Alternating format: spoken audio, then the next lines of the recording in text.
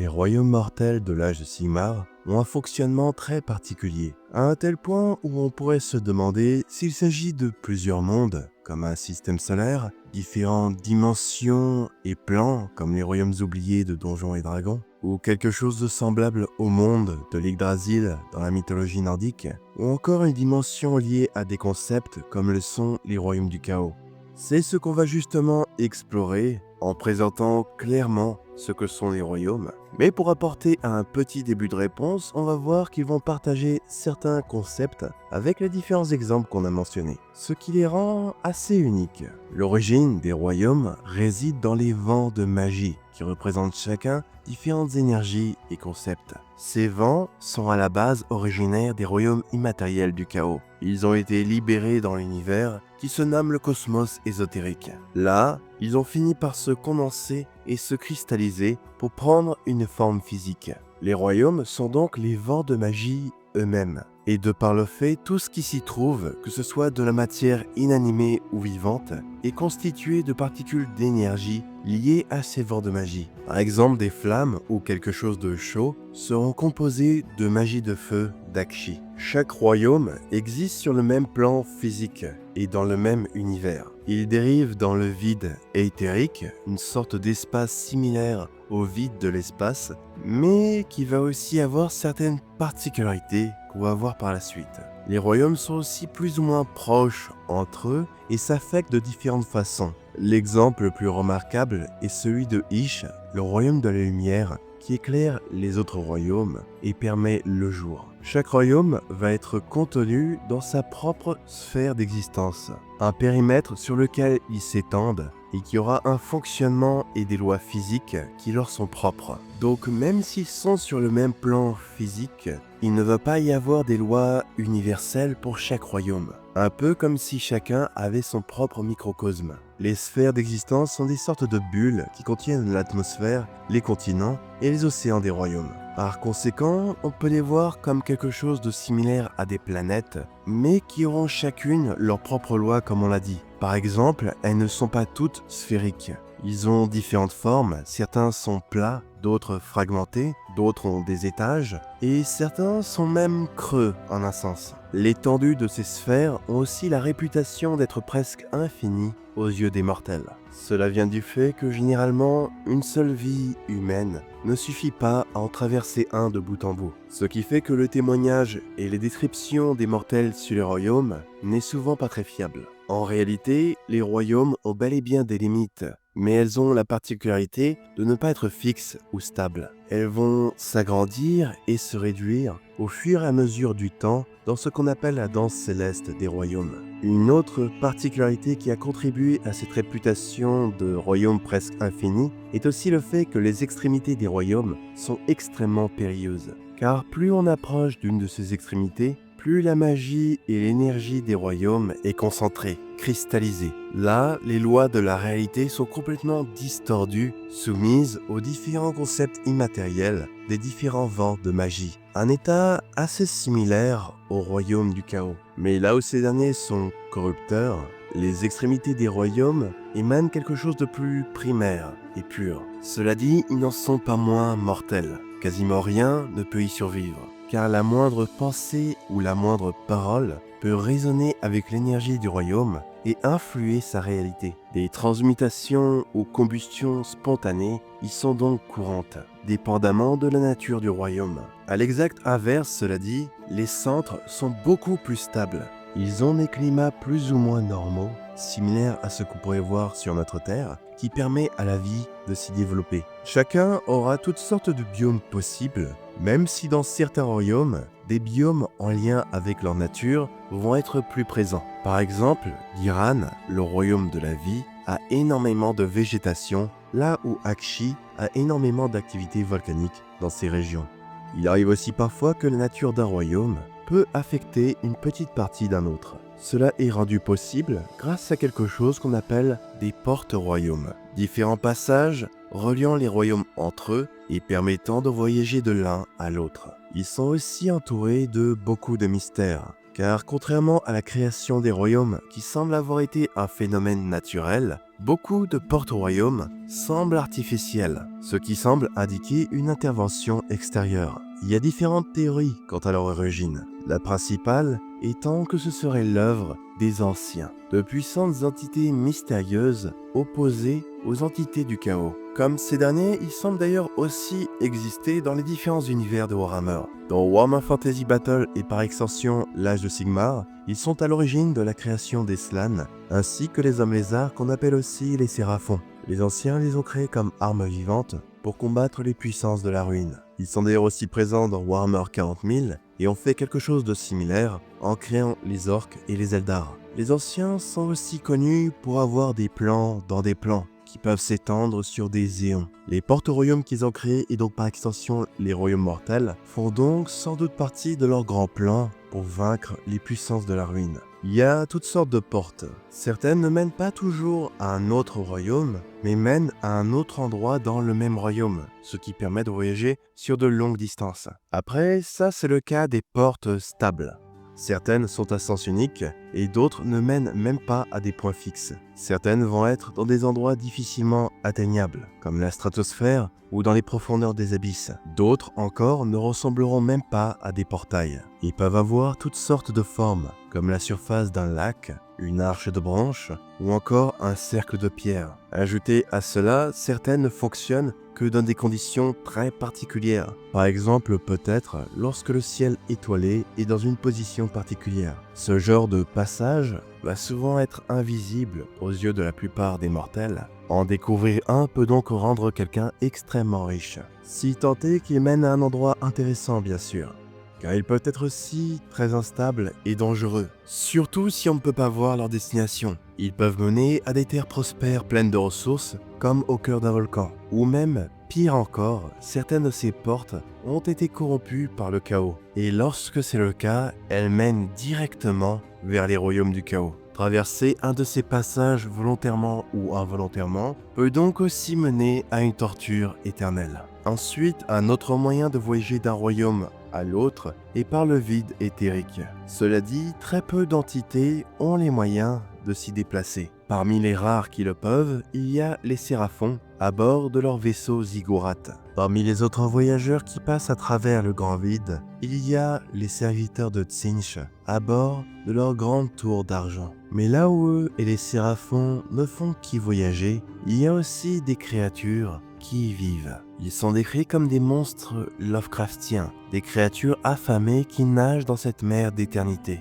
Des êtres qui seraient similaires aux puissances de la ruine, mais qui sont décrits comme bien plus anciens. La raison pour laquelle on sait beaucoup moins de choses sur eux est le fait qu'ils emportent leur proie dans le néant, à la différence des entités du chaos qui jouent encore avec leur nourriture. Même sans les dangers de tous ces êtres, le vide éthérique en lui-même est un danger pour les mortels. D'une manière similaire au royaume, il représente les concepts de néant, de vide et d'oubli. Cet espace semble être une antithèse à la magie. D'ailleurs, parfois, les énergies du vide éthérique arrivent à se condenser et se cristalliser dans ce qu'on appelle des pierres de négation. Elles tombent parfois telles des météorites dans les royaumes et sont très recherchées pour leurs propriétés anti-magiques. Maintenant qu'on a présenté les royaumes en général, on va explorer leurs différentes particularités. Déjà, il est intéressant de noter que les énergies et concepts des royaumes ne vont pas juste affecter physiquement leur environnement. Ils vont aussi affecter le corps, l'esprit et l'âme des mortels. La philosophie d'une culture d'un royaume va souvent tourner autour des concepts de celui-ci, sans pour autant uniformiser toutes les cultures d'un même royaume. Par exemple, Aqshy, le royaume du feu, voit naître beaucoup d'individus passionnés.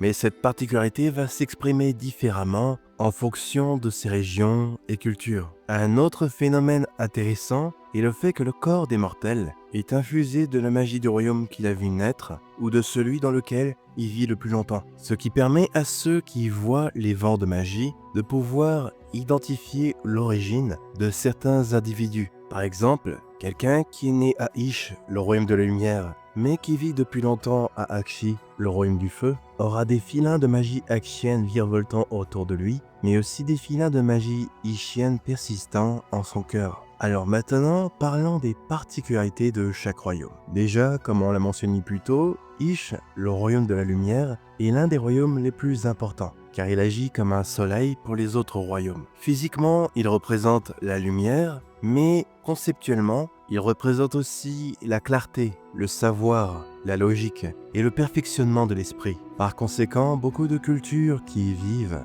sont très attirées par l'érudition, la philosophie ou l'art. C'est notamment le cas pour l'une de ces cultures les plus connues, celle des Luminettes. Ensuite, le royaume qui lui est opposé et qui est tout aussi important est celui d'Ulgu, le royaume de l'ombre. Sans lui, la nuit ne pourrait pas être possible, car les royaumes ne tournent pas forcément autour d'eux-mêmes, et Ish lui-même n'orbite pas autour d'eux. Par contre, Ulgu et Ish orbitent l'un autour de l'autre, et lorsque Ulgu éclipse Ish, cela crée la nuit pour les royaumes. En plus de représenter l'ombre et la nuit, il représente aussi certains concepts, comme les rêves, les mensonges, les secrets, les mystères et l'incertitude. C'est aussi un endroit où les illusions et les hallucinations sont quelque chose de courant, ce qui rend ses habitants extrêmement prudents et méfiants par nature. Les cultures qui y vivent ont la réputation d'être extrêmement secrètes et manipulatrices. Un des exemples les plus flagrants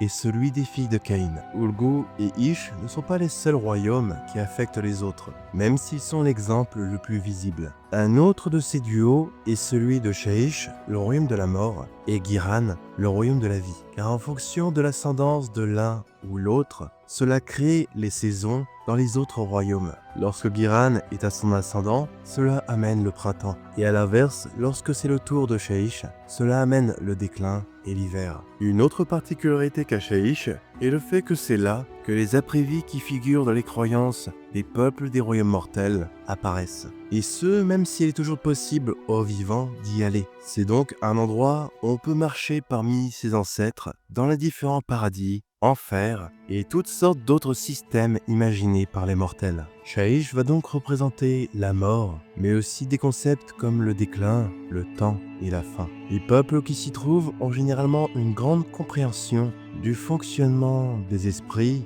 mais aussi des morts vivants. Ils ont aussi parfois un lien spirituel très fort avec eux. Son opposé, quant à lui, Giran, est un endroit où la vie prospère sous toutes ses formes. Même les continents eux-mêmes semblent se reproduire entre eux et en créer d'autres, à la même manière que la faune et la flore. Giran va donc représenter la vie, mais aussi les concepts de renouveau et de cycle. Ces peuples ont généralement un lien et un respect très fort avec la nature et en retirent beaucoup de leçons qu'ils vont appliquer dans leur vie de tous les jours. Par exemple, une particularité de beaucoup de Giranites est le fait qu'ils n'utilisent pas de monnaie. À la place, ils préfèrent échanger un service contre un autre. Bien de ces peuples étaient pacifistes et paisibles, en tout cas avant l'arrivée de l'âge du chaos. Une culture qui va fortement incarner la nature de ce royaume est évidemment celle des Sylvanettes. Il y a aussi un autre duo dont l'influence n'est pas aussi visible que les deux précédents, celui d'Azir, le royaume des cieux, et Akshi,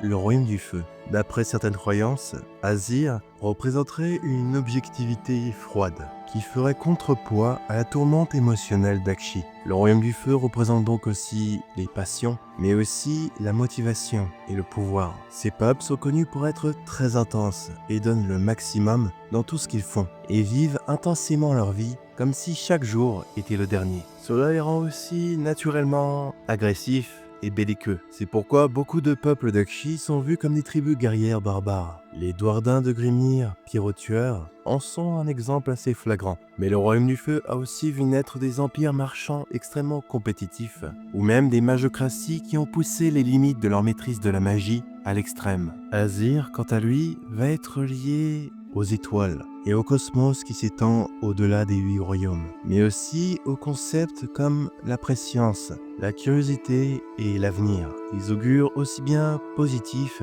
que négatifs, comme les cataclysmes ou les phénomènes naturels. C'est pourquoi Azir est aussi lié aux phénomènes météorologiques, notamment les tempêtes. Les peuples d'Azir sont connus pour leur fierté. Ils se considèrent comme nobles et pensent qu'ils sont le plus à même de trouver le meilleur chemin à prendre. Et enfin, le dernier duo est celui de Gur, le royaume des bêtes, et Shamon, le royaume du métal. Le premier ayant une nature primaire, contrebalancée par l'innovation du second. Shamon est sûrement l'un des royaumes les plus fragmentés. Il est constitué de milliers d'îles flottantes en suspension dans sa sphère d'existence. Et ces différentes îles, composées de minéraux et de toutes sortes d'éléments chimiques, entrent parfois en réaction et en créent de nouveaux. C'est vraiment un royaume qui va incarner la transformation, le changement, mais aussi l'inventivité. C'est pourquoi ces peuples sont souvent assez pragmatiques pour s'adapter aux différents changements du royaume et sont aussi très ingénieux. Ils se tournent bien souvent vers la forge, l'alchimie et toutes sortes d'artisanats. Une des cultures qui incarne le mieux ces peuples est sans doute celle des maniaques Caradron. De l'autre côté, Gur est un monde sauvage et féroce, peuplé d'une mégafaune extrêmement diversifiée. Un endroit où tout est prédateur et proie. Même le paysage lui-même. Les plaines, les collines, les montagnes vont chercher à se dévorer entre elles et vont même parfois s'attaquer aux créatures qui vivent sur elles. Le royaume va donc représenter l'animalité, mais aussi d'autres concepts comme les sens, les instincts, le désir de vivre, la férocité. Les cultures qui vont peupler ce royaume seront aussi assez diversifiées. Elles vont se spécialiser dans différentes choses, mais vont généralement avoir un point en commun. Dans un monde où la loi universelle est manger ou être mangé, ils ont réussi à survivre. Voilà donc pour les particularités des royaumes. Il existe aussi ce qu'on appelle des sous-royaumes. Ce sont des domaines qui vont exister en dehors des royaumes, que ce soit sur des lunes orbitant les royaumes eux-mêmes ou des sortes d'astéroïdes particuliers flottant dans le vide éthérique. L'exemple le plus parlant est celui de l'Omnipoint. Il est vu comme un point stratégique extrêmement important car il possède d'immenses portes au royaume qu'on nomme des omniportes qui mènent à chacun des royaumes, ce qui en fait une clé de voûte à quiconque voudrait étendre un empire à travers les 8 royaumes. C'est d'ailleurs pour cela qu'Archaon, l'élu éternel, en a pris le contrôle le plus vite possible au début de l'âge du chaos lorsqu'il a envahi les royaumes mortels. Un autre sous-royaume assez connu est celui d'Ulgish, un domaine paradoxal entre Ish et Ulgu qui mélangent leurs deux magies opposées. Ces propriétés défiant la réalité ont d'ailleurs servi à enfermer l'un des 4 dieux majeurs du chaos, Slanesh, le prince des excès, qui y est d'ailleurs encore enfermé à ce jour. Ensuite, comme on l'a dit, il y a aussi des lunes qui orbitent les différents royaumes et nombre d'entre elles sont elles aussi habitables et on ne peut généralement les rejoindre que par porte-royaume. Enfin, un dernier point sur les royaumes mortels qui est intéressant à aborder est la façon dont ils peuvent être modifiés par les dieux. Nagash, notamment, essaie de focaliser toute la magie de Shaish en lui pour devenir la mort elle-même. Son rituel a échoué, mais a provoqué une ère où la magie de la mort était très présente dans tous les royaumes. Alariel, la reine éternelle, aura par la suite, elle aussi, fait un autre rituel pour contrebalancer cette magie avec celle de la vie pour qu'elle s'annule entre elles. Ça montre qu'il est vraiment possible de fortement changer le fonctionnement des royaumes. Le rituel de Nagash a notamment créé un trou béant de néant dans Shaish qui s'appelle le Nadir et qui menace d'engloutir le royaume entier si rien n'est fait.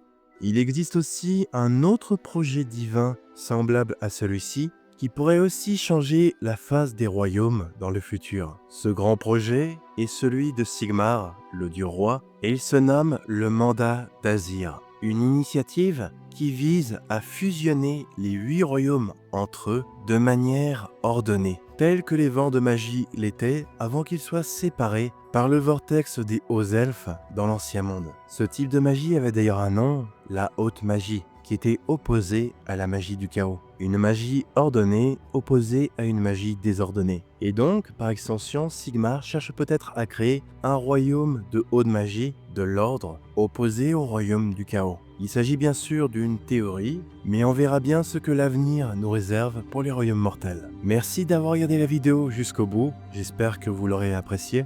Si c'est le cas, n'hésitez pas à vous abonner et liker. Et je tiens aussi à remercier infiniment les membres et tipeurs qui soutiennent la chaîne et rendent ces vidéos possibles. Sur ce, je vous dis à la prochaine.